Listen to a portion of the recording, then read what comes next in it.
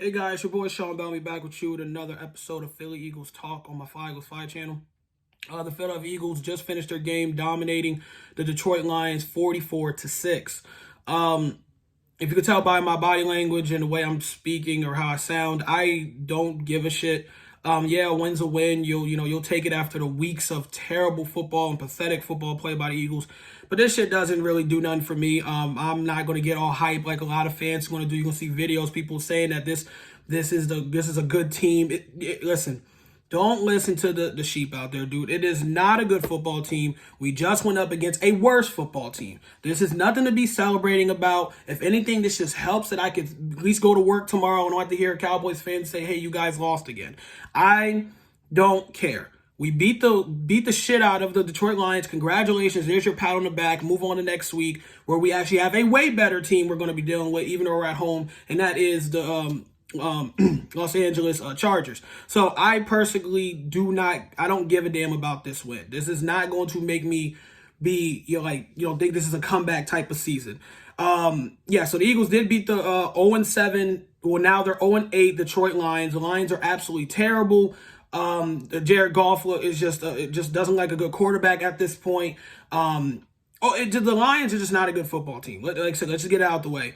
If anything, watching this game, I think I turned the game off after the third quarter. I think after we went up 24-0, I turned the game off. Because, again, it was frustrating watching the game. And it sounds crazy saying that, but what I mean by that is what Nick Sirianni and John Gannon, our head coach Nick Sirianni, and our defense coordinator John Gannon showed is that if you just did what the fans have been yelling forever, we would not probably be 3-5 right now after this win. We would probably at least be maybe, you can argue 4-4, maybe 5-3. You don't know. But it's really ridiculous. It took 8 fucking weeks for these dudes to realize if you put your players in a better position, they have a chance to win the game. For example, on the offensive side with Nick Sirianni, Miles Sanders got hurt and is out for at least, I think, 3-4 weeks or whatever. He got hurt last week, so he's out for a good amount of time for the rest of the season. So he decides after their number one running back went out, I'm going to hand the ball off a lot more. I think the Eagles ran the ball at least like 30 times at least. I could be off maybe like 20 something. But the point is they ran the ball effectively. They kept running. Then no matter if they got negative yards, they kept their foot on the pedal when it comes to running the football. Why did it take Miles Sanders to get out for not the whole season, but basically majority of this season going forward? It took him to get out for y'all to realize we need to run the football. I don't know about Miles Sanders, but if I was him, if I was sitting at home, you don't wish no ill will in your team, but you're like, dude, what the fuck? Yo, y'all wait for me to get hurt to actually give the ball off to another player? It doesn't make sense. Also, in that thing about running the football, listen, it was a complete disrespect for the Eagles to have Jordan Howard on the practice squad as long as they did. They brought him in the beginning of the season, and Jordan Howard was actually a good running back. If, he stayed healthy, and he could actually be a good productive running back, a power type dude on your team. He's not the biggest guy, but he definitely has some power in his running style. He played against the Detroit Lions, and he had like 2 or 3 touchdowns today or something, but he had a good game on running the ball. I don't know why the Eagles did not use him as like a second string back behind Miles Sanders. We just promoted him to practice squad, to the active roster instead of the practice squad because Miles Sanders got hurt. I don't know why it seemed like it's a kind of ridiculous thing now looking back that the Eagles kept him on the practice squad as long as they did. It didn't make any sense. But yeah, that was as far as Nick Sirianni running the football. We've been yelling at this dude forever to be smarter and just give your young quarterback, who is Jalen Hurts, something else to work with instead of just telling him to throw the ball every goddamn down. And I'll get on Jalen Hurts in a second after I go over John Gannon. On the defensive side, like I said, another coach, John Gannon.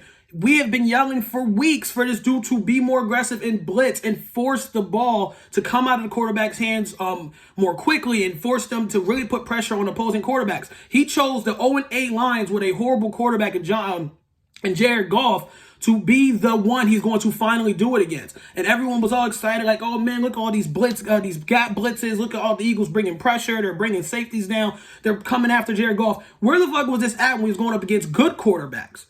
I don't understand that.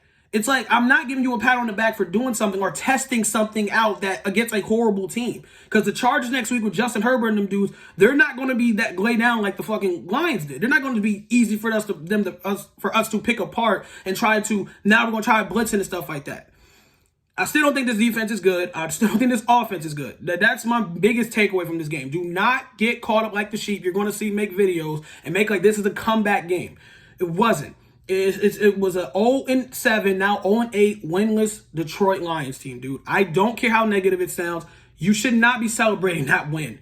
It's nice to get a win for the first time in 3 weeks or whatever, but my goodness, like I don't even know when the last time we won a game. I'm probably off. Maybe it was only 2 weeks. The point is, it's been a minute since we got to win a game and say, hey, we're on the winning side. We want to know this week, whatever. But overall, it was a terrible Detroit Lions team. Not excited at all. It's none else to take away from this game. Jalen Hurts was average. He didn't do good. He didn't do bad. I guess you could say he did good. He didn't do much, I should say. Again, the Eagles kept the ball in the ground. I think Jalen only threw the ball 14 times. He threw the football 14 times. He completed it 9 times. So he's 9 of 14, I think, for 103 yards. That's right. He only had 103 yards after, and I think he had over 3 quarters. He only had 90 yards. So again, I don't know what to make of Jalen Hurts. Again, the only thing that this showed me with him is that obviously if they just stick to the ground, if the Eagles actually become more of a run-first team instead of making Jalen be the guy to go forward as far as setting the tone in the air and everything, maybe they'll be better off for it. I literally put on Twitter and Facebook that maybe the blueprint for the Eagles is you let Jalen Hurts throw the ball 15 to 18 times a game, and then you run the ball 25, 30 times a game. Just do it like that. Keep the ball out of Jalen Hurts' hands. I'm not saying he's horrible, but don't make him be the focal point of your offense to get things going. Get your running game going and then spread it out here and there and have Jalen do some rollout and throws and stuff like that and have him do this and that. Because like I said, at this point, I still don't think he's the guy or he's proven to be the guy. Getting 9 of 14 for 103 yards, no touchdowns, no picks. He didn't do much. I will say, if anything, he did run the ball well. Again, he comes off more as like a running quarterback at times. He ran the ball, I think, for seven times for 71 yards, escaped the pocket well. But that was it. It just came off as that maybe the Eagles should be a run-first team. Let the running game set the pace and then mix up some quick passes here and there to get the ball out of Jalen's hands faster or whatever. But it wasn't nothing crazy. Again, like I said, the man finished with 9 completions. 9. And again, maybe it was because it's Detroit. Maybe the Eagles feel like they didn't have to throw as much. But you can argue against the other teams we've played throughout the weeks.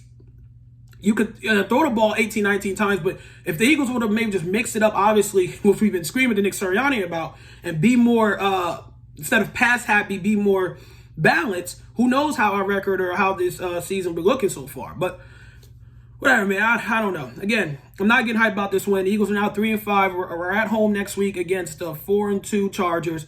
I don't know. I'm not going to go in there and say I guarantee a win. The best thing about that game is we're at home.